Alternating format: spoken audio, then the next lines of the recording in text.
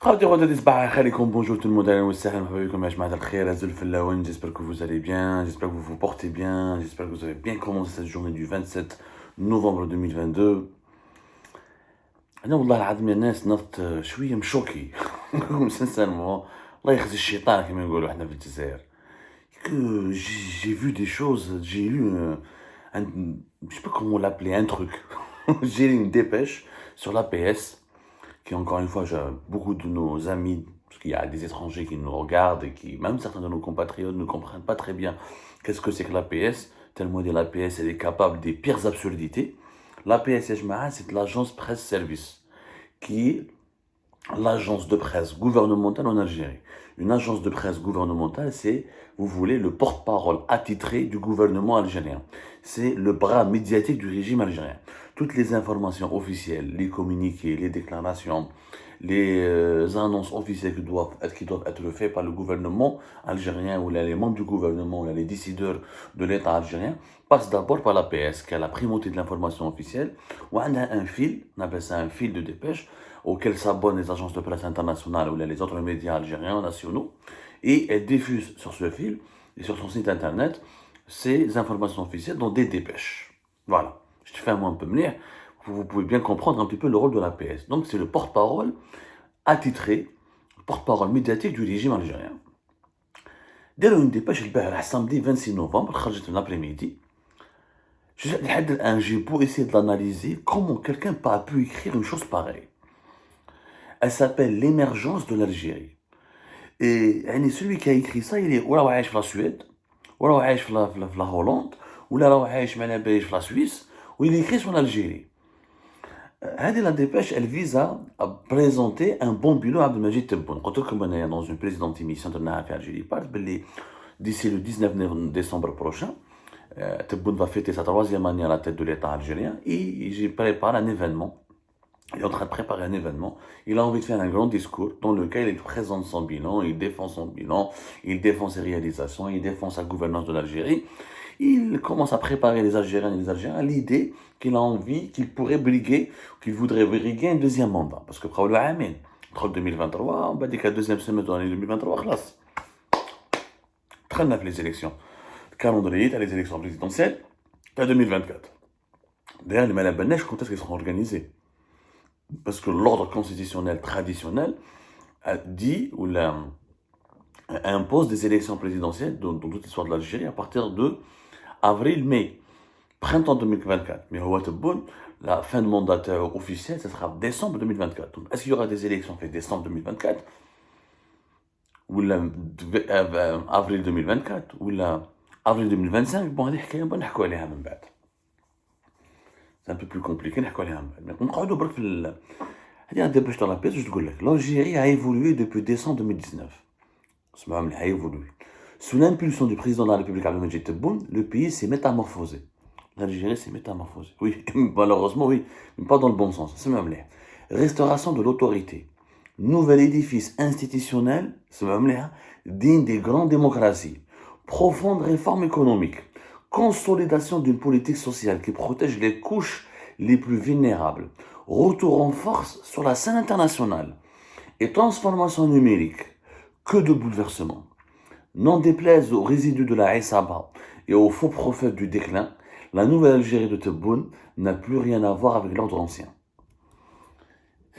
Wallah ya jma'a, manish fahem. Même Tebboune, quand il va parler de lui-même, il ne peut pas prétendre autant de mensonges. Restauration de l'autorité de l'État. Elle est où l'autorité de l'État? Quelle est la hogra de l'État? L'État, il est où? L'État, comme à l'époque de Saïd Bouteflika et du clan Bouteflika, il est privatisé, pris en otage par le clan Tebboune et le clan Tachengreh. Il y a des personnes toujours qui dirigent l'État. Durant le règne de Tebboune, rappelez-vous, notamment en 2021 et une partie de l'année 2020, l'État algérien était géré par le Haut Conseil de sécurité, qui est une instance militaire et sécuritaire d'abord. L'État a été privatisé par un certain nombre de décideurs militaires, de décideurs politiques. Elle est où l'autorité de l'État? Elle est où cette autorité? Quand on parle de l'autorité de l'État, on parle d'un État qui inspire le respect, qui est respecté en tant qu'institution, qui est respecté en tant qu'entité morale. En Algérie, nous n'avons pas d'institution. Nous n'avons pas l'entité morale. On parle de Tebboune, On parle de Shingreha, on parle de tel général, on parle de tel ministre, on parle de tel conseiller de Tebboune, de tel le fils de Tebboune, on parle des proches de Shingreha, on parle des personnes, mais on ne parle pas de l'État. Personne ne parle de l'État en Algérie. On parle du clan, on parle de l'individu, mais l'État, personne n'en parle. Mais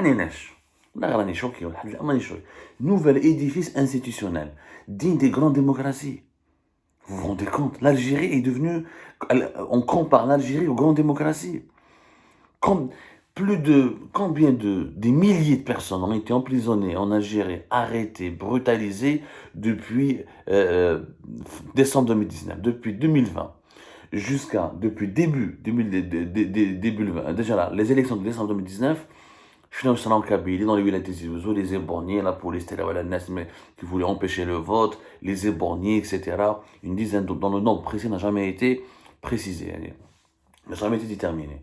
Le nombre des arrestations depuis début 2020 jusqu'à aujourd'hui, il dépasse facilement les 7000 personnes.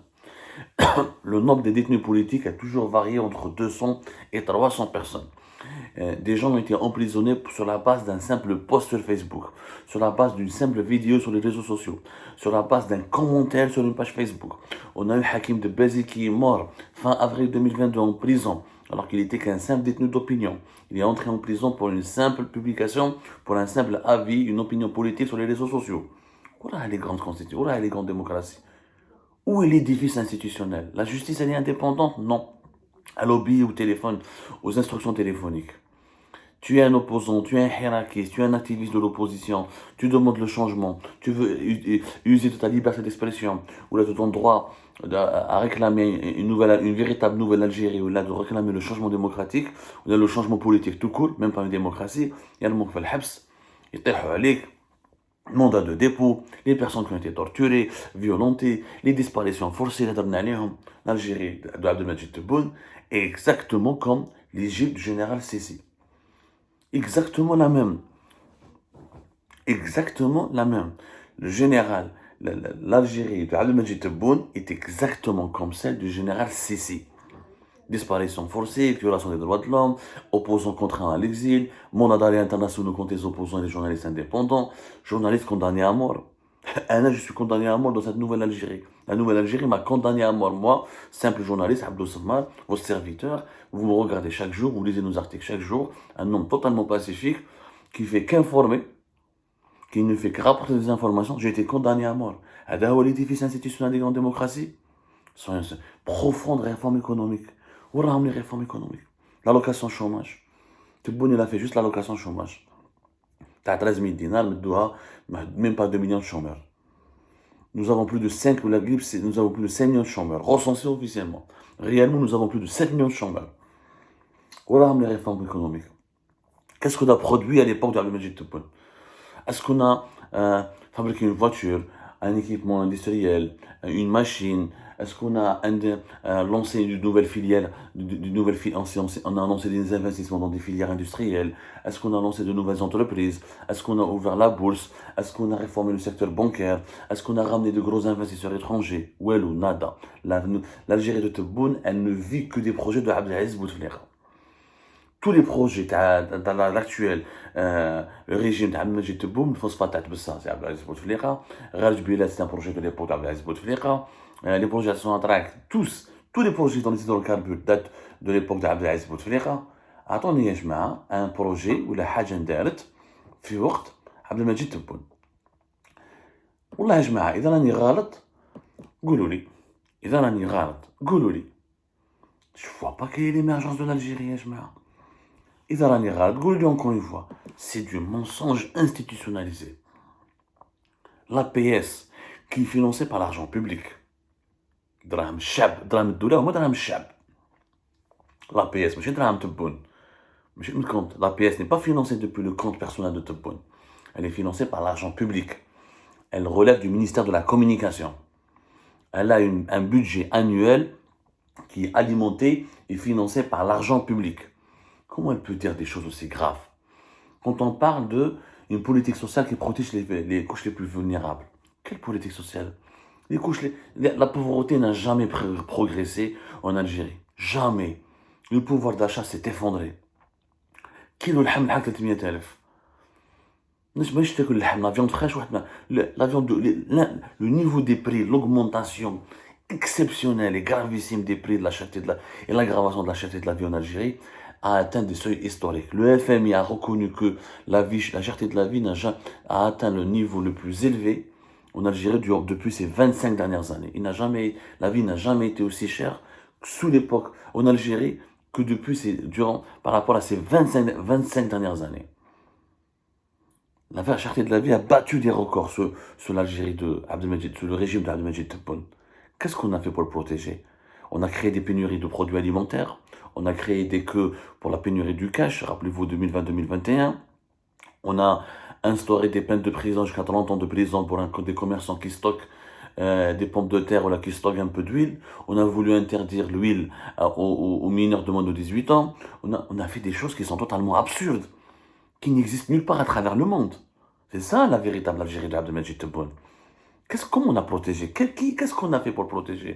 Attendez, la prime اللي داروها تاع رمضان هذيك الوقفه تاع رمضان هذيك وين لا بريم اللي داروها هذيك ليبوك تاع بوتفليقه la politique sociale de Bouteflika, oui, des logements sociaux, des prix en sèche, des crédits bancaires. À l'époque de Bouteflika, oui, il y avait une politique sociale qui était d'ailleurs exagérée, excessive, et qui a encouragé l'assistanat de la société algérienne et qui a empêché l'Algérie d'évoluer dans le bon sens du terme. Parce que le développement nécessite le travail, nécessite une culture de l'effort, nécessite une implication, pas la prise en charge des besoins les plus élémentaires.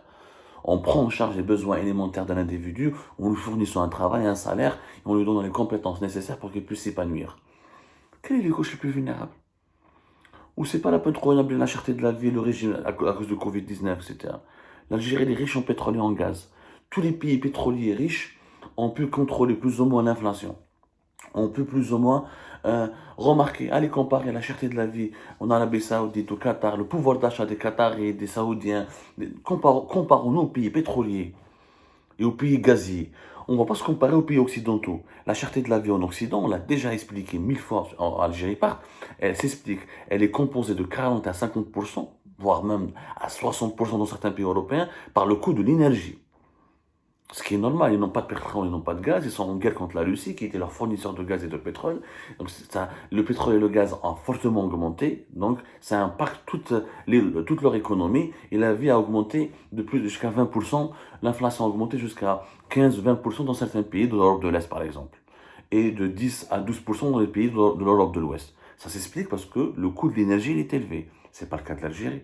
L'Algérie c'est un pays pétrolier et du gaz, nous maîtrisons l'énergie chez nous. Tous nos besoins nationaux en énergie sont satisfaits. Donc l'inflation que nous subissons, elle est importée. Elle s'explique parce que nous n'avons pas de production locale, nous n'avons pas d'économie. Donc M. Tebboune n'a fait absolument aucune réforme économique. Je ne fais en 3 ans, le président Tebboune a provoqué le déclic. Lequel?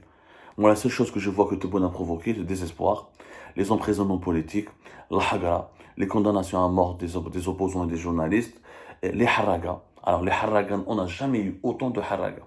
On a battu tous les records. Rien que les chiffres officiels en 2021, plus de 20 000 haragas algériens. Donc plus de 500 qui ont disparu en haute mer, sur les routes maritimes qui relient l'Algérie à l'Espagne. Alors en 2022, on se dirige vers un autre record. Des milliers de jeunes veulent fuir, des familles qui vendent leurs bijoux, leurs voitures, leurs meubles pour permettre à leurs enfants de partir illégalement en Espagne pour s'installer en France et leur offrir une meilleure vie. C'est ça le déclic? Soyons sérieux.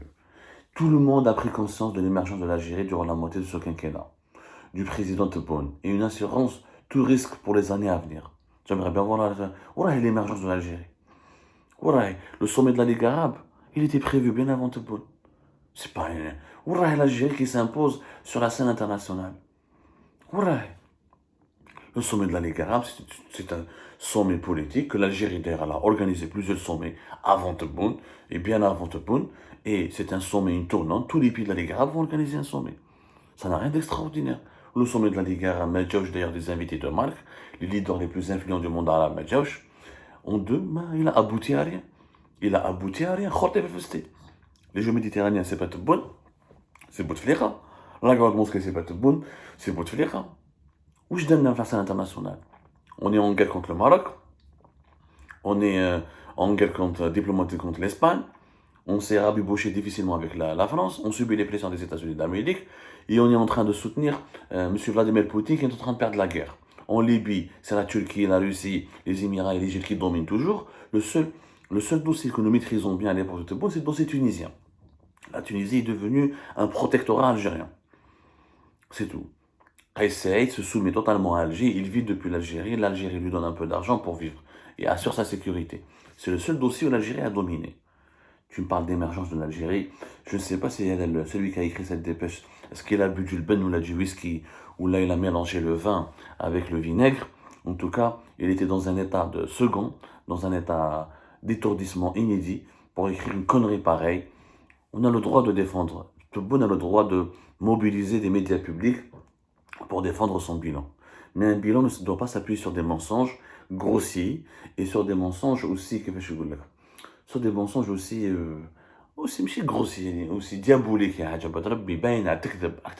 On est en train d'insulter l'intelligence des Algériens et des Algériens. Pour faire un bilan, il faut avoir des réalisations. Fais des réalisations, améliore la situation du pays, améliore la situation des droits humains, des libertés publiques et individuelles, crée de la richesse, crée des emplois. Le bilan va se présenter et tout le monde va voter pour toi pour gérer un deuxième mandat. 2, 3, 4 mandats, il a habité. Même la constitution, c'est de mettre l'Algérie n'a jamais été aussi pauvre, aussi mal gérée, aussi foutue, aussi déstructurée, aussi obscure, où tu me parles d'émergence de l'Algérie. Eh, eh, ben, elle est combien la PS? Eh, ben, elle est combien la PS?